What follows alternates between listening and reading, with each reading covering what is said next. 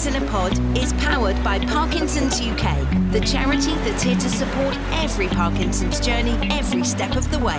Wherever you're from, whatever you need, visit parkinsons.org.uk for more information.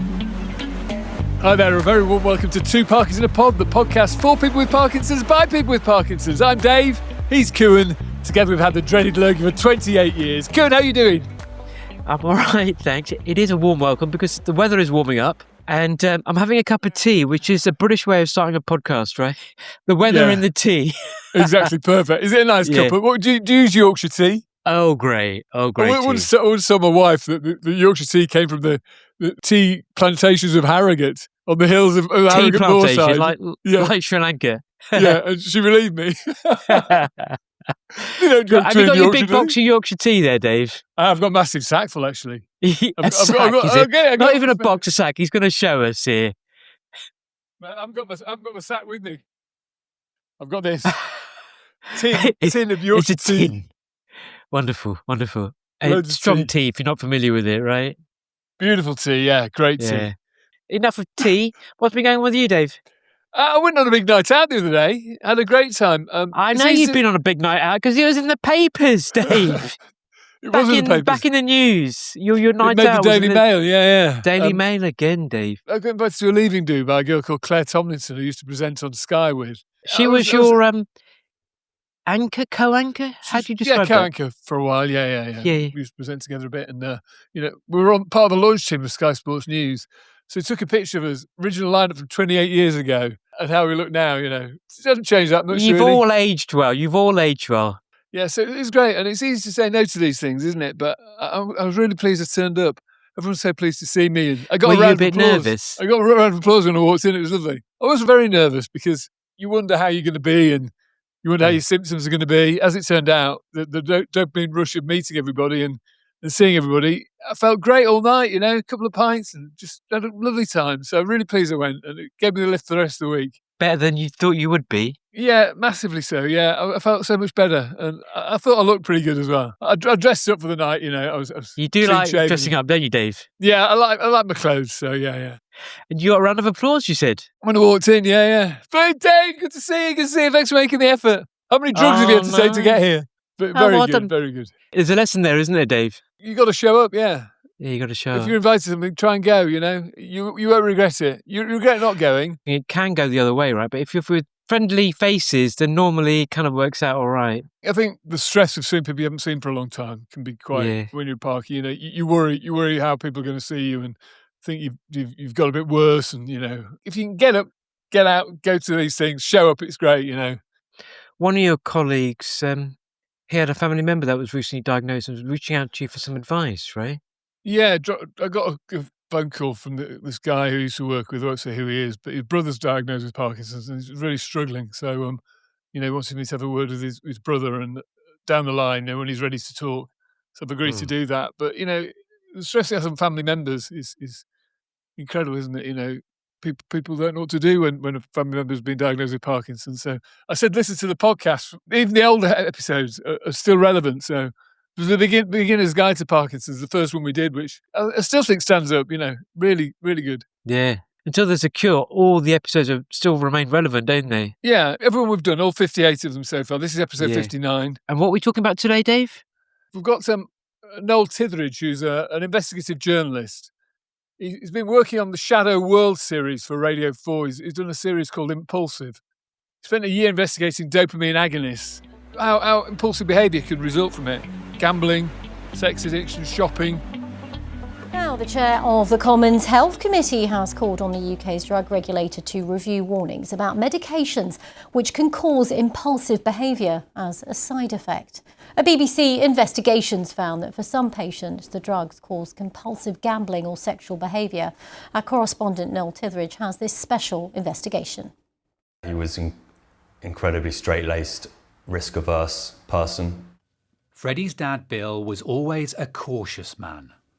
He worked as a teacher his whole career and then, age 54, retired early. He'd developed some symptoms around his movement and speech, went on to medication shortly after.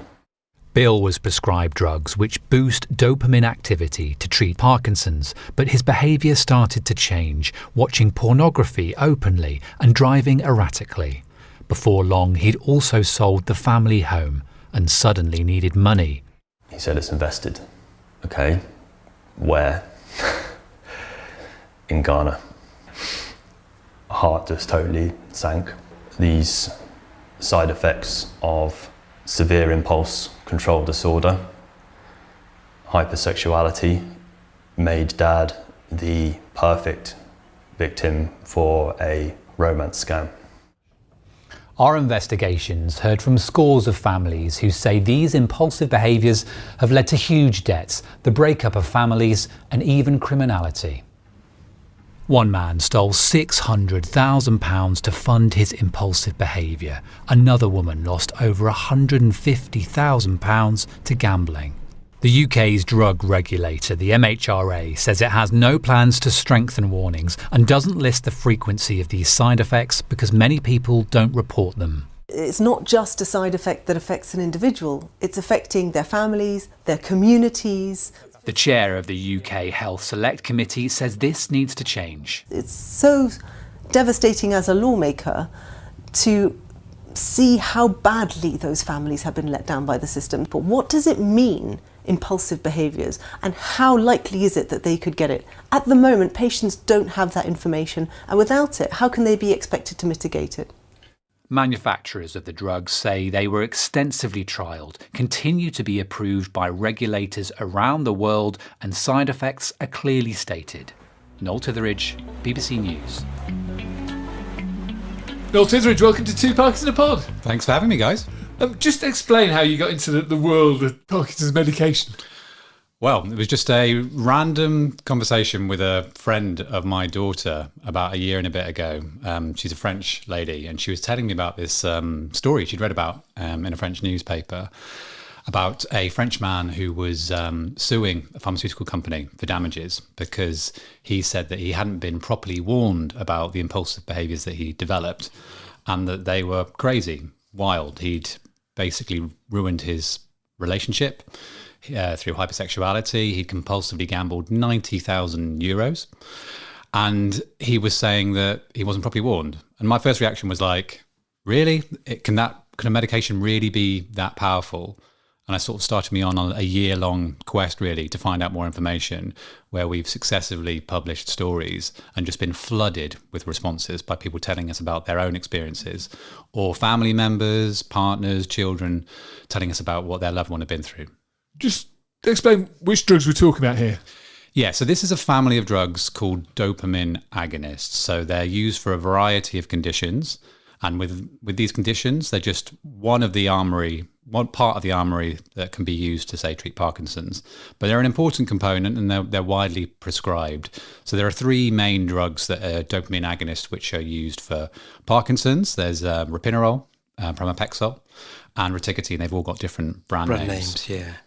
So we were just talking just before we came on the air. They are quite prevalent, but they seem to be less and less prevalent now because of cases coming to light where it shows some of these adverse behaviours, shall we say, and a trend amongst the neurologist community. And we had Professor Jane Olsey on a few episodes ago talking about this very topic, where the way she described it was the pendulum had swung back towards levodopa, and or where levodopa was being prescribed in conjunction with agonists because they recognise these drugs can lead to this sort of behaviour.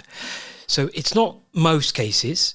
I think by my reckoning it's about 50,000 people in the UK are prescribed an agonist out of 166,000 people in total population. Most people are on levodopa. And even if you do experience some of that behaviour, it doesn't necessarily mean it's a negative behaviour, right? Well, I mean, the cases that we've covered, really extreme cases where perhaps the patient wasn't monitored in the way that you would expect most clinicians to do, and also where the dosages were probably higher than what a lot of people will take. But what we kept hearing from lots of people that got in touch with us is that they could never have imagined that if they did have a conversation with a doctor about impulsive behaviour, what that would have actually have meant. Like many men told me about hearing that their sex drive might have increased, particularly men taking these drugs in the 60s and 70s and thinking, okay, actually they're kind of Not a experiencing a bad bit of a thing. decline there. Might not be a bad thing. But for some of these extreme cases, that ended up being a compulsion that they just simply couldn't, they couldn't deal with, they couldn't handle. And Dave, when you were prescribed your patch, which is also a agonist, what was the guidelines? What was the warning that was given to you, if anything? He said just watch out for compulsive behaviour. So they didn't mention it. Yeah, impulsive or compulsive behaviour, yeah. Didn't really talk long about it. He said if you're gambling or anything like that, just get back in touch or stop taking it. But you get 15 minutes every year with your neurologist, don't you? They don't have time to tell you lots of things about your drugs. It was just a little brief thing. And he sort of did it with a smile on his face, It's a bit of a joke, I think, between neurologists, but it can be very serious. Tell us about Steve the carpetfitter's story, because that's frightening. Yeah, I mean, Steve, a carpet fitter who'd been in a lifelong relationship with his wife, had never cheated on his wife, had never used things like webcam sites. Yeah. But after taking a dopamine agonist for his Parkinson's, after a few months, because let's remember that a lot as well, part of this is that these impulsive behaviours typically don't immediately develop. They play out over a number of years. He started to get hooked on webcam sites. And in the way that many kind of addictions develop, he then started sort of lying, covering up for where the money was coming from, tens of thousands of pounds going into this, life savings going into this. And then suddenly his wife finds out that when she's trying to remortgage a house, that there's a load of debt, and they can't do that as she'd like to. So he's confronted with his lies, and their relationship's over. So then he's facing tackling his advancing condition without that stability in that relationship that he's relied on and worked so hard in his life to develop. As if Parkinson's hadn't taken enough, Should we play Ellie's clip now, Dave? Yeah, let's do it. Hundreds of pounds became thousands of pounds. Thousands became tens of thousands, money we didn't even have. The debt quickly amounted to in excess of 50 grand. The shame became even heavier than the debt. I knew the risks as they'd been explained to me. I knew somewhere rationally that dopamine agonists can cause impulse control disorders, but that knowledge felt irrelevant and distant, and I hid what I was doing from everybody. People would ask how I was, and I would lie. I was far from fine. My neurologist described it as a peculiar and uncommon side effect of the drug, and explained again that dopamine agonists like ropinirole can overstimulate the brain's reward circuitry, and that impulse control disorders are a recognised serious side effect of the drug class. That insight can disappear while behaviour escalates, and that was certainly the case for me. My brain chemistry had changed in ways I didn't fully understand. We began to titrate down from 16 to 18 milligrams to 4 milligrams of ropinirole and switched over to a drug I hadn't tried yet, Cinemet, which is a different class and doesn't belong to the dopamine agonist group. I wrote to family at the time of my anguish. I'm terrified of taking this drug and so early, as it's the gold standard drug for PD, which means I don't have many options left when it eventually stops working. The whole situation is very upsetting. As the compulsion faded, I had to face what had happened, and was devastated by what I'd done. The money, the secrecy, the guilt was suffocating. I replayed everything in my mind countless times, but I couldn't have changed the outcome. I felt like a disappointment. Anyway, the Cinemet started to work and my Parkinson symptoms improved in turn. I still take this drug now with no compulsive effects. And with time comes healing, and with over 10 years of hindsight, I understand now this wasn't a character flaw. It was an adverse effect of my medication. This doesn't erase the consequences, but it does reframe the blame, and it makes it easier to carry the weight of my actions. It doesn't magically repair trust or finances, but it matters. Fortunately, I've had the support of my family and my husband and our families, and it's been many years since it's been a problem for me. This isn't the case for everybody. It's alarming. It's still happening to some people with Parkinson's, many who are already vulnerable. It's not a subject I particularly enjoy talking about, but it happened, and if it helps someone else feel less alone, it's definitely worth talking about. It's a really dark, lonely place to be in. I would suggest to anyone going through this to speak out to a friend or family member that you trust, your doctor or a counsellor. Don't hold the burden alone. That's Ellie's story, very moving. She spent over £60,000 on online gaming. I mean, no matter how many of those stories you hear, I mean, that's so sad and so brave of Ellie to share that with you guys. You know, you can tell, you can hear in her voice the anguish, and she makes some really like key points, I think, in this territory. I think lots of people who'll be taking these medications have never suffered from any addiction in their lives, and we still stigmatize addictions. We think they're a weakness, you know, gambling, that kind of thing. So if you're in your 50s, 60s, 70s, you're taking a medication where, you know, you're told compulsive gambling can happen, you don't even think, how can you possibly imagine that that's something you might develop when you've never even had a flutter? You know, you might bet on the National once a year, but the idea you're going to be spending £20,000 a year on Belarusian football. I mean, we had people, you know, getting up in the middle of the night because they'd become addicted to virtual dog racing. Professional, successful people who were like, right, what can I bet on? It's the middle of the night. I'm so hooked. There's a Belarusian Premier League game, you know, madness, things that people would never have imagined. And then you get into this world of deception and lying, like we heard with her. That's awful because, you know, lots of people will be taking these medications. They've had successful lives. They've built families. They've built worlds for themselves.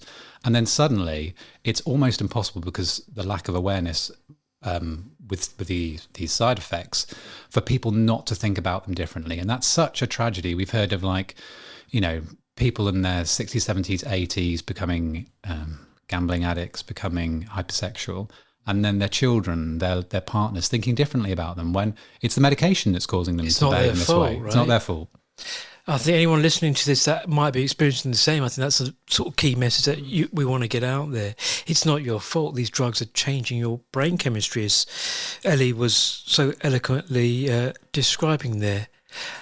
Shall we talk about that chemistry a little bit?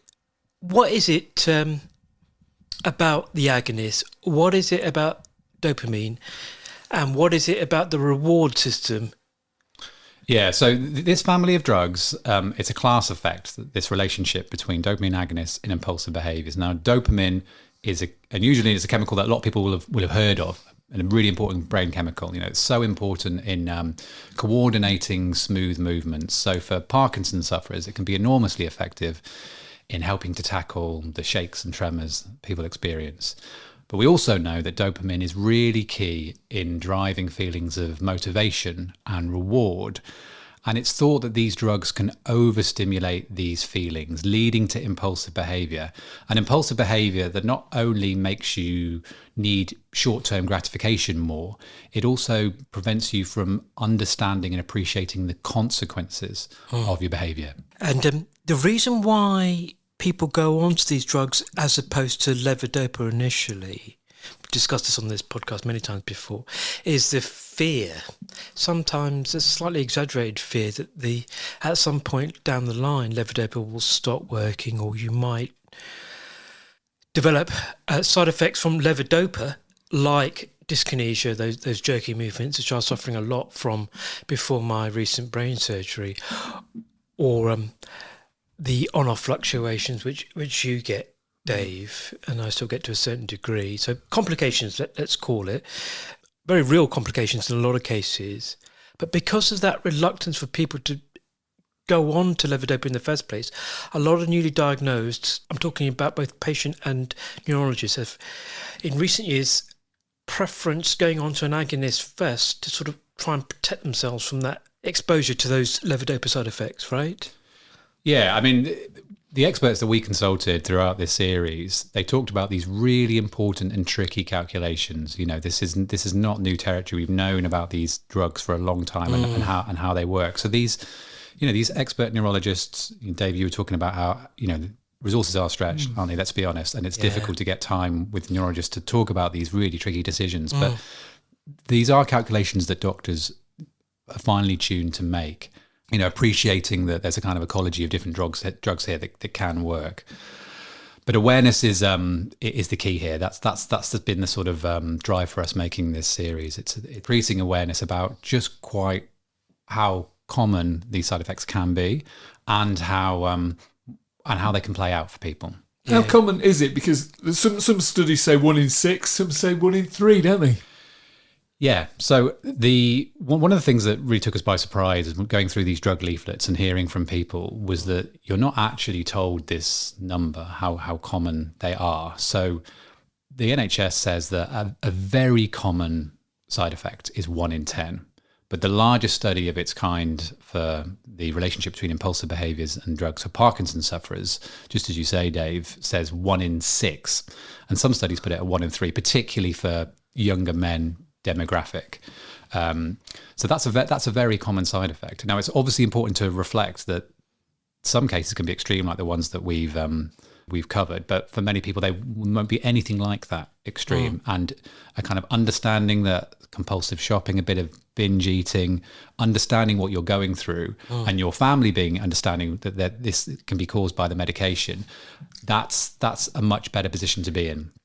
How many people have you had reach out to you after your article and your podcast series? Well, since we started reporting, we've had 350 people. 350 people that have reached out that have been directly affected. Yeah, and these are, these are people like Ellie. They're not doing this on a whim. Yes. They want to belong to like a body of evidence. They want their experiences to be reflected. Some of them are in a position where they're happy to share their stories. They can talk about it, which is an enormous thing to do, to talk about, unpack the kind of shame of some of these behaviours and the disastrous consequences. But yeah, we've been struck that people want their stories to be heard. These are stories that are often hidden, I think. Yeah. But sort of cases that we've come across and you've reported on, it's not just young men, contrary to some of the research findings, right? Well, no, I mean, in the context of men and Parkinson's, because there's a disproportionate relationship there, we're often talking about men, but when we started actually looking at restless leg syndrome. It's much more prevalent in women. Much more prevalent in women. And there we were focusing on women's experience. And just really struck by women who would never have described themselves as having any kind of significant libido, more than normal, who ended up taking huge risks, going out cruising for sex, and just ended up, when they finally discovered the relationship between the medication and their new behaviour, that's the thing about this story. You sort of think, well, that's it then. Once you know that you're doing it, you come off the drugs, you stop it, everything's great. It's not as simple as that, but it's not as simple as that, because while the impulsive behaviour might stop, you're stuck with the shame of, some horrendous experiences. We've spoken to women that were, when they were cruising for sex, people with professional jobs, with stable families, ended up doing this extreme behaviour, being raped when it was happened, being physically abused. Awful stories that left them with, huge mental scars afterwards.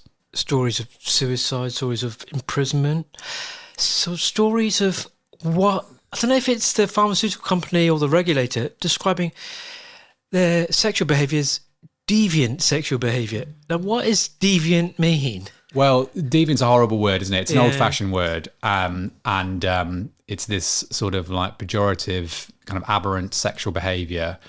It is something that isn't mentioned in the warnings.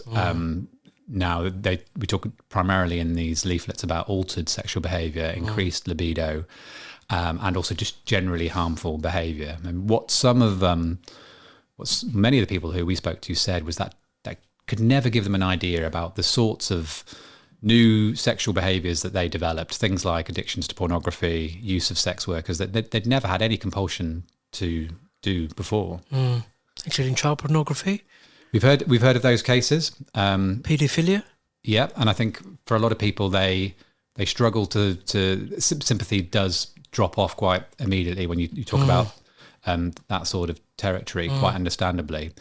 But we've heard some really extreme cases. There was also more than one case of heterosexual people that have turned to gay experiences. Is that about that risk-reward thing, that they're doing something a little bit out of the ordinary for them? Well, there was a massive case in terms of media attention in France with just that scenario. And separate to the court case, is it? Yeah, this goes back a long time. The part of the interest in this area is that we've known for ages that these drugs can do this. And there was a big case in France about longer than 10 years ago now, with a man that said that the drugs had made him change his sexuality, ruined his relationship. So it's clear that these sexual impulses can like manifest themselves in very different ways. And this is what the drug regulator says. They're like, well, we can't just list every single type of sexual behaviour that people develop.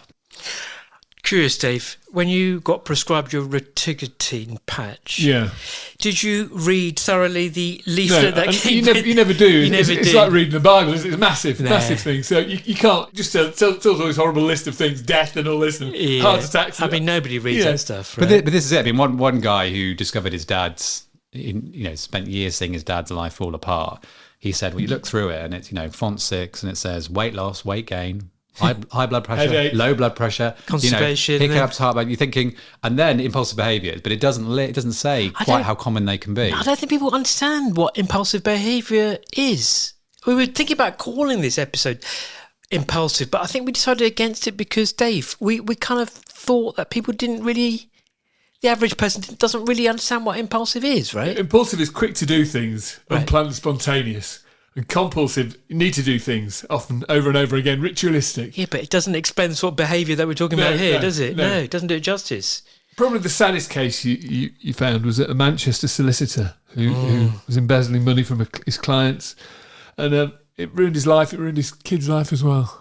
Yeah, I mean, you think of the trail of disaster in this case. I mean, you've got somebody who was a successful local high street, had his name above a shop, solicitor, looked after the wills and probate of loads of people in the immediate community. So he'd have known and grown up with all these people. He was the treasurer of the cricket club. He was he organised the Christmas lights. And, this family would have walked down the high street, said hi to everyone, known everyone. And then after he was diagnosed with Parkinson's, he was put on one of these drugs. And he started taking money from these client accounts and spending it on sex workers, on webcam sites, and also, bizarrely, antiques. He was a history buff and he was compulsively spending money. Clocks. So the house was full of historic clocks. And that was the only sign that the family could, immediately see. Wasn't, behind a closed door of a bedroom of like, what's quite going on here? He would always been interested in clocks, but he began obsessively, compulsively buying them. So this man had spent £600,000 of clients' money before he was arrested. This was somebody that would have carried out his professional duties for years, completely, dotting the I's, crossing the T's. To some degree, he must have understood that he was going to get found out. But as well as, these dozen people having hundreds of £1,000s stolen, that had a disastrous effect on these families. One of the old ladies who died had had the money stolen. There was no money left to pay for a funeral for her. The tragedy then played out among his own family. The shame of taking all this money meant that they were living in this small community and everyone knew. Very sadly, the son ended up taking his own life. The man was sent to prison. That's the solicitor. And then after coming out, he later took his own life too. So you've got a situation where a whole family is torn apart. Trail of destruction in that small community. Yeah. There's a very, very moving clip in your podcast series from the mother who, lost her husband, lost her son to this behaviour caused by these drugs. This is also the case where, while the guy was in prison, he weaned himself off the agonist. Is that right? One of the things that's really important to mention is the, if you do have concerns, obviously speak to your doctor. But the withdrawal, this is, imagine something you guys are aware of, but the withdrawal from these drugs, dangerous. It's dangerous. It's really dangerous, and it needs to be done, overseen by a clinician. And I think the family say, amidst the horror of being arrested, he took himself off the drug, but that's very, very quickly. But that's, shouldn't be advised whatsoever because of it's a very dangerous thing to do. The 3 individuals that I've known that have come forward as part of this and shared their story with us have all been on an agonist and all been on one of the highest doses, which I thought was 16 milligrams, but somebody pointed out there's actually a 24 milligram version of, at least one of the drugs, Rapinarole, in this case. Now, this is not any kind of scientific research here, but of the cases that you've heard of, is that a similar pattern that you've seen, that people are on the higher dose? And just before you answer that, something you said earlier also chimed with a couple of the cases here. It wasn't until many, many months afterwards, going on to this high dose, they started carrying out this behaviour. So it wasn't overnight. Yeah, exactly. I mean, you're definitely right that there's a proven relationship here between higher doses and impulsive behaviour developing. And, it goes back to when I first found out about this, and I was quite sceptical, thinking, can a drug really do that? And then, well, hang on, they say that impulsive behaviour took years to develop. Like, really? Does that happen? But it really does. People often also, as you were saying, with a levodopa, dosages are increased because people need a higher, unfortunately, need a higher amount of the drug.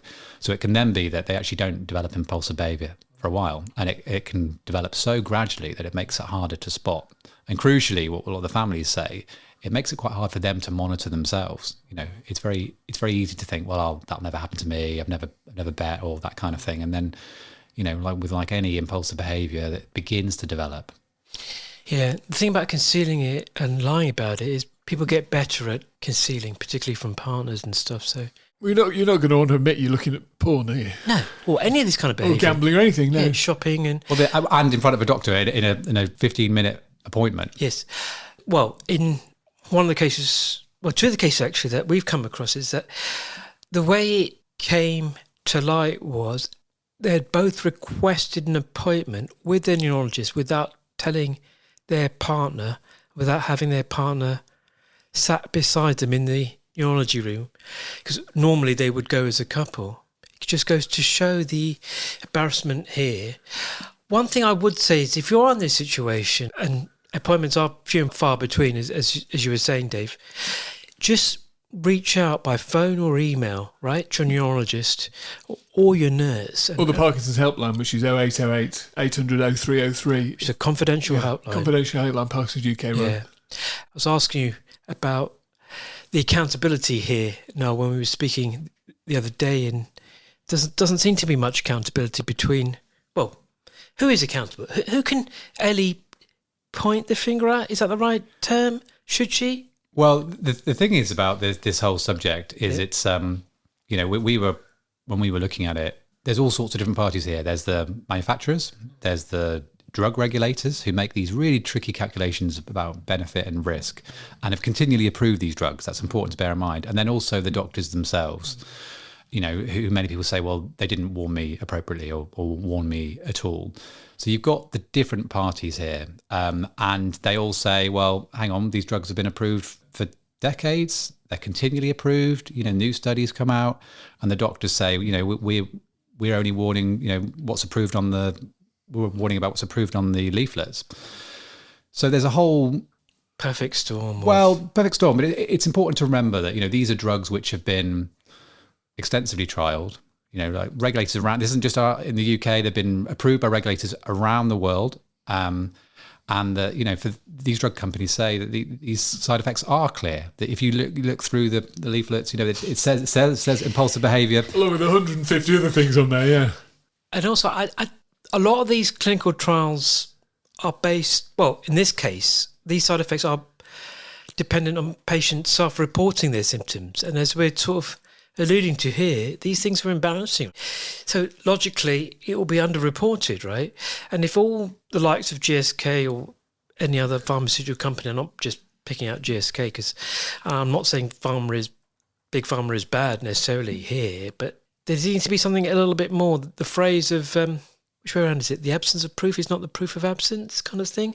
I think there needs to be some more research. Well, one of the things that the drug regulator said to us is about this yellow card scheme. Have you come across that? For God's sake! If somebody else mentions the yellow card scheme to me, we also come across that skepticism with some people, but I do think it is the mechanism at the moment. Just explain the yellow card. Yeah, so the yellow card scheme is the idea that if you experience a side effect, and side effects are an inevitable part of any medication, aren't they? Like you were saying with the levodopa, it had this awful side effect of involuntary movements. So then when these dopamine agonists came along, it was great. But as we're talking about today, they also have side effects. But it's by sharing this information And this is the route that we're told to do it with the yellow card scheme. You can report your experience. It's to the NHS. To the health authorities. MHRAs. Yeah, the drug regulator. That's right. Yeah, and this scheme is not specific to Parkinson's, not specific to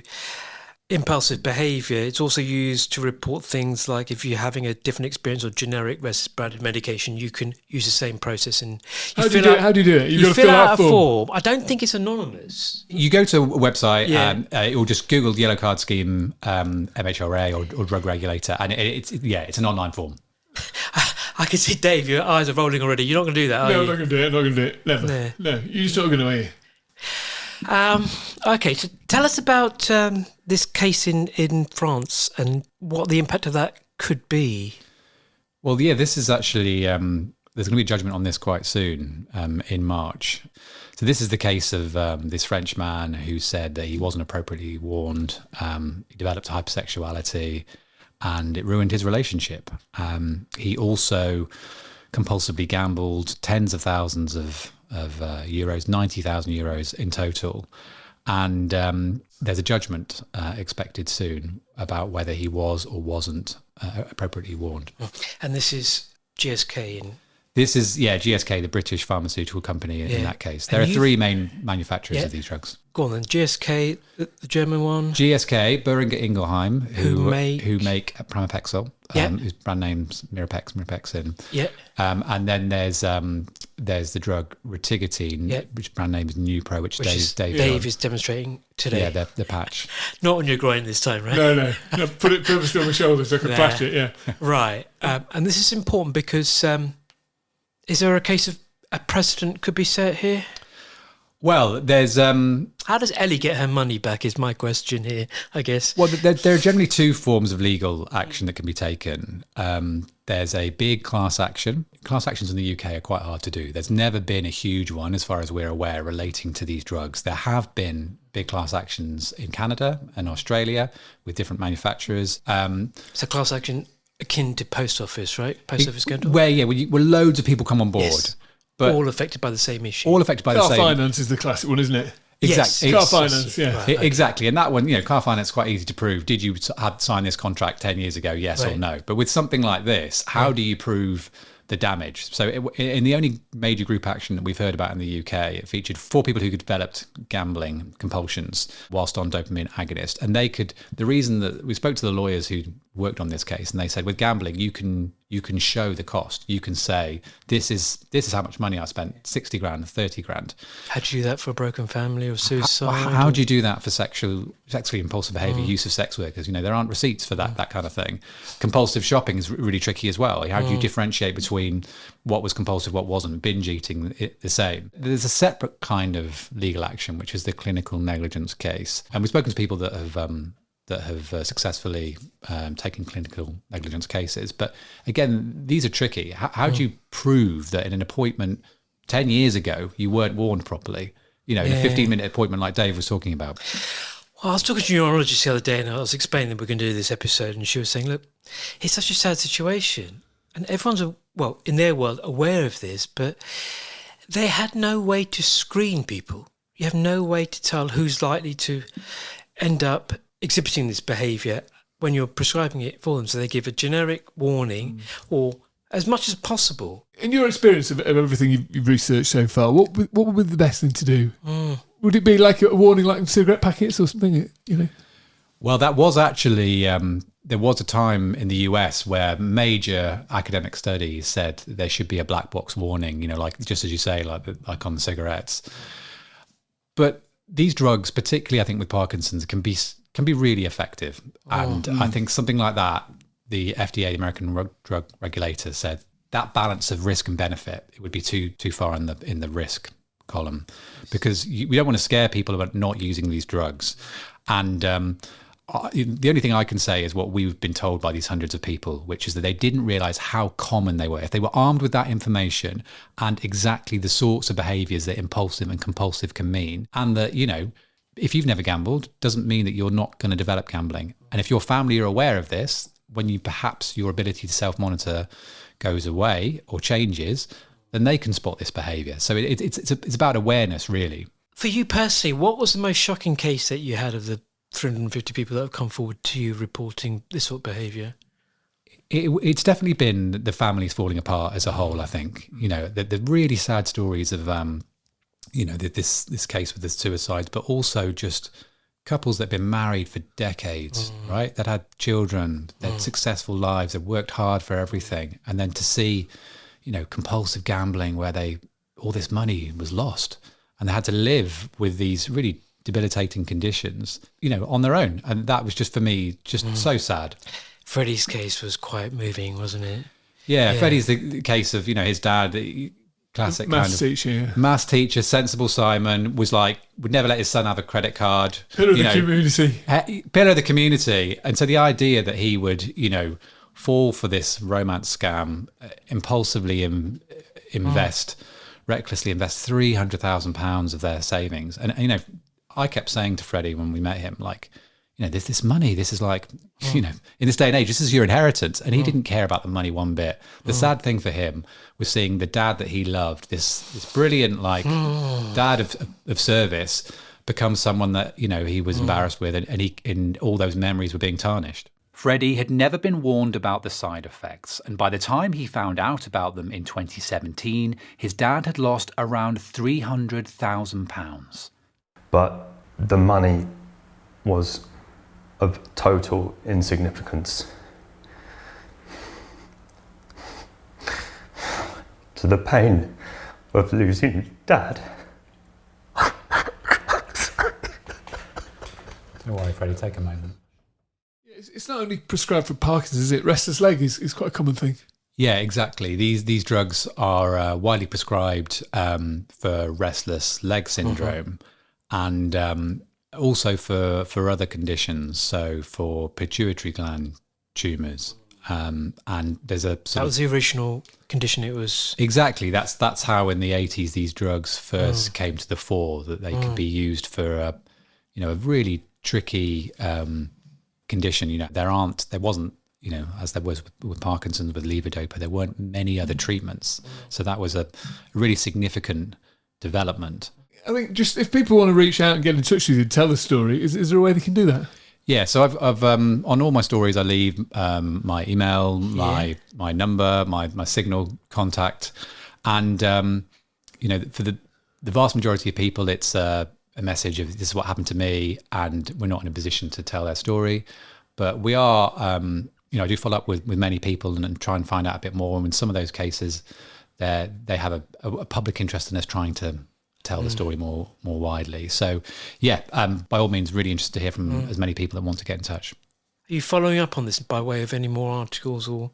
Yeah, we're looking to see what action, if any, is taken by the regulator, and then also just follow up with many of the interesting cases that people have got in touch with us with. I mean, one of the things that's was particularly marked is how many cases in the US where these drugs are also widely prescribed we've come across, and there's been no significant media coverage there of these side effects. Talking to people I've talked to in the community, it's far more common than we think, because I went to a yoga class the other day and I was chatting said we're doing this story and anyone being affected, and everyone was kind of a bit sheepish and a bit quiet.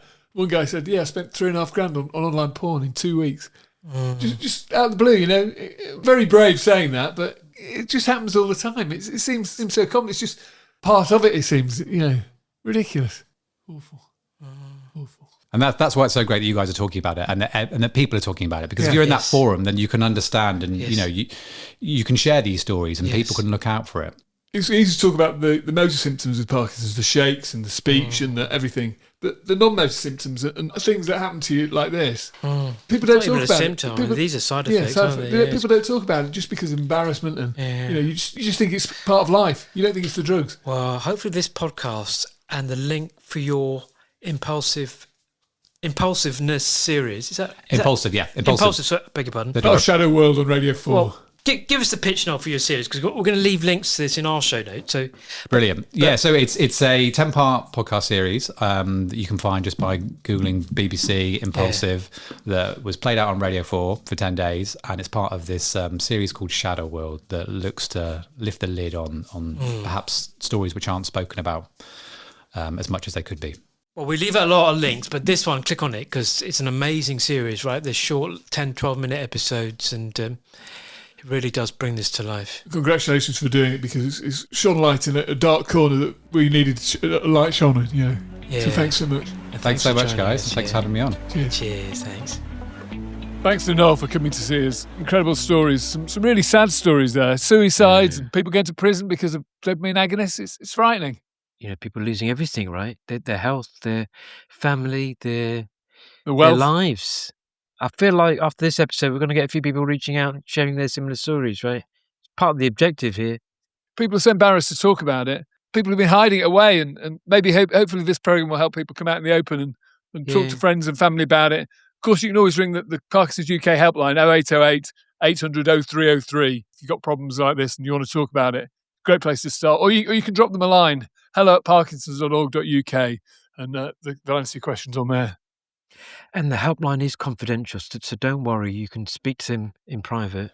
And they are very, very good. They're trained professionals, and there's a lot of information on the Parkinson's UK site that's been written or co-written with people that have been affected by this side effect. Side effect doesn't sound like the right phrase, does it? Doesn't do it justice, but people that have experienced this have been involved in how we should better support people that are going through this now. So feel free to sort of consume that information. You're not alone in this sort of stuff, right? Talk to your neurologist as well, you know, about kissing back on exactly, and they are used to it. So unfortunately, you won't be the first, and you won't be the last either. So don't keep it hidden. Just something to be aware of.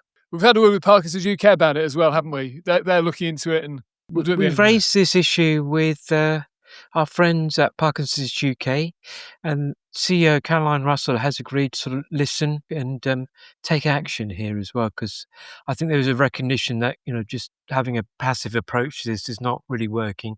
She's promised to take action, which is very good news. So we'll keep you posted on that. Can we, again, lighten the mood, Dave, somehow by showcasing some amazing people doing amazing things? Let's do that. People with Parkinson's do amazing things. The heavy metal guitar hero Glenn Tipton has donated £230,000 to the Imperial College London. The cash was raised from merchandise from the Judas Priest tour. Judas Priest is a band he plays guitar in. The plan is to use the cash to research focused ultrasound brain surgery for the treatment of tremor and other symptoms of Parkinson's. Good man. We're going to have an episode of Focus Ultrasound coming up very soon as well, so keep tuned for that. Glenn says there's another $250,000 in the pipeline as well, which is good news. People with Parkinson's do amazing things.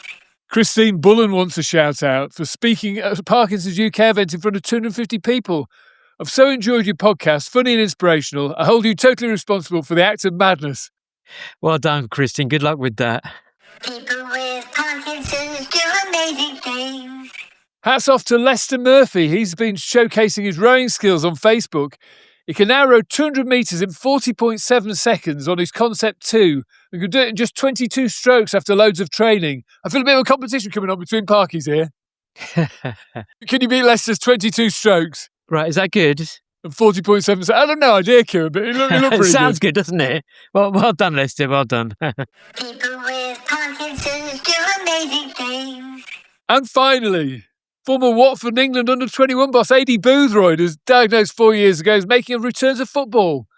He's going to be player-coach for the England walking football team in a match against a team of MPs in London. Good man, well Adi. Done, Adi. Getting the boost back on. We're going to that, Yeah, we're going to go.